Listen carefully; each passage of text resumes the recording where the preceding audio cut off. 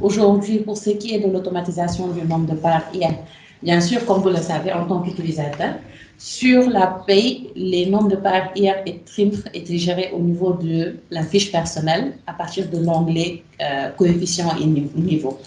Donc, quand on vient sur l'onglet poste, en général, on mettait les informations sur niveau et coefficient. Donc, aujourd'hui, HPC a senti le besoin d'automatiser cette partie. En quoi faisant? Donc, le système récupère directement la situation familiale, donc qui est renseignée sur la fiche du personnel, le nombre d'enfants à charge qui est renseigné et va prendre en compte également la demi-part supplémentaire liée au statut de la femme, c'est-à-dire si la femme travaille ou pas. Donc, normalement, le salarié a droit à la demi-part supplémentaire. Il prend en compte l'ensemble de ces éléments-là pour calculer automatiquement le nombre de parieurs. Donc, en guise d'exemple, toujours pour ce premier salarié, on va revenir sur son bulletin de salaire. On va l'ouvrir. Et au niveau de bulletin calculé, on va calculer le nombre de parts hier. Et là, vous verrez que, par exemple, il a calculé automatiquement 2,5 parts, donc qui est pris en compte sur le calcul de l'impôt sur le revenu et le calcul de la prime. Toujours par rapport à ce même salarié. Donc, on va revenir sur la fiche du salarié. On va changer sa situation matrimoniale pour vous montrer comment ça se passe. Donc, vous êtes d'accord avec moi que au niveau de l'onglet poste, je n'ai rien mis, je ne vais pas utiliser ces informations-là. Donc, j'ai mis que ce salarié-là est célibataire. Voilà. Donc, si je reviens sur son bulletin, normalement, puisqu'il est célibataire, il a juste une part. Donc, je viens sur la constante que je calcule à nouveau. Et là, vous verrez, par contre, excusez-moi, il met 1,50 parce que j'ai laissé toujours l'enfant qui est en charge. Donc, vous êtes d'accord avec moi que sur sa fiche personnelle, bien vrai que j'ai laissé le statut du moins de la femme pour la prise en compte de la demi-part supplémentaire, il ne le prend pas en compte parce que le système comprend automatiquement que quand il est célibataire, normalement, il ne doit pas prendre en compte la demi-part supplémentaire pour ce calcul-là.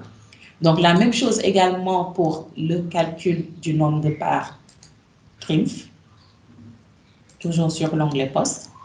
Donc, par rapport à ce point, là, il va juste prendre le nombre de personnes à charge ici.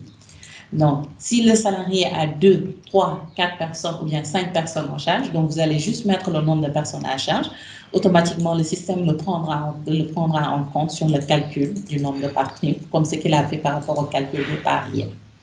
Donc là, si on calcule par TRIMF, voilà, automatiquement, il nous calcule le nombre de parts parce que j'ai mis célibataire. Donc, si je mets célibataire, il ne prendra pas en compte. Donc, je reviens sur ma fiche du personnel, toujours sur ce même salarié.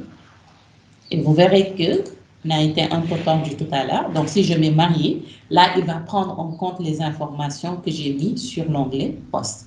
Tout à l'heure, il n'était pas célibataire, il ne prend pas en compte ces informations. Ce qui veut dire que moi, en tant qu'utilisateur de pays, donc si je renseigne ces éléments par mégarde, malgré que le salarié est célibataire, il ne prendra pas en compte ces informations parce que tout dépend de la situation matrimoniale donc, qui a été renseignée en premier lieu. Donc là, j'ai mis marié avec 3 personnes en charge pour le calcul des nombres de parts. Excusez-moi, non, je clique sur le bulletin. Et là, au niveau bulletin, on va revenir calculer le nombre de parts. Voilà, là, il nous calcule 4 parts. Donc, il y a lui et 3 autres personnes. Donc, il calcule automatiquement les 4 parts. Même s'il dépasse le plafond, le système restera toujours sur le plafond de 5 parts. Il n'en prendra pas plus.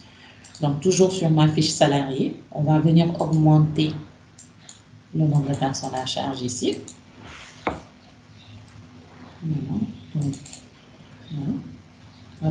excusez-moi, donc si je reviens toujours sur les nombres d'enfants, là je vais faire exprès de mettre, je vais mettre 10 par exemple.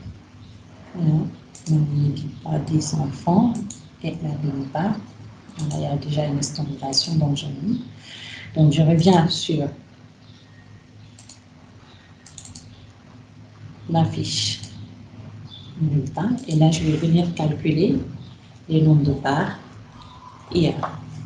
Voilà. Là, automatiquement, il s'arrête à ça. La demi-part supplémentaire, si bien sûr, après avoir fourni tous les documents qui vont donner droit à la demi-part supplémentaire pour le calcul du nombre de parts hier, il prendra en compte également le nombre d'enfants, donc enseignés, et le nombre de personnes à charge pour le calcul du nombre de parts.